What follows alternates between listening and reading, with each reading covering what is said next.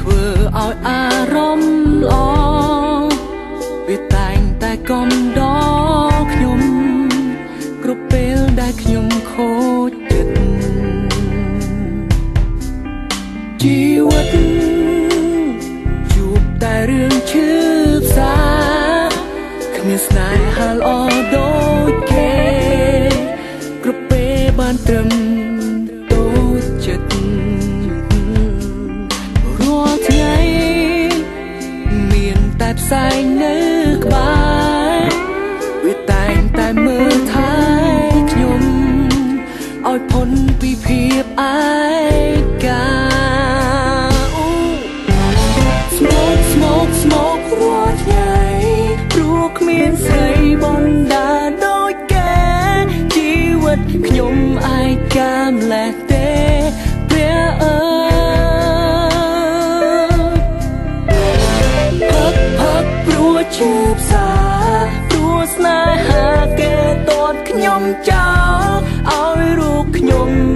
តែតោម្នាក់ឯង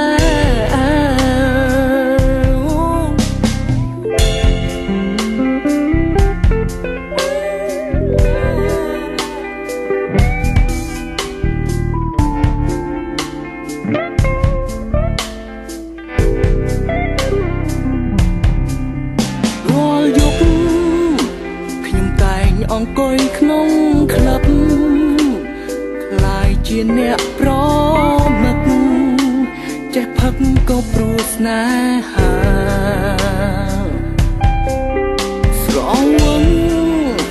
ស្រវឹងទើបខ្ញុំសប្បាយធ្វើឲ្យខ្ញុំលែងខ្វល់ខ្វាយនឹងរឿងស្នេហាអាដិតខ្ញុំច្រើនពេកហើយគ្មានស្រីណាត្រូវការឡើយនោះប្រុសអាដិតមិនល្អស្មោករាល់ថ្ងៃព្រោះគ្មានស្រីបណ្ដាដូចគេជីវិតខ្ញុំឯកាម្លេះទេព្រះអើ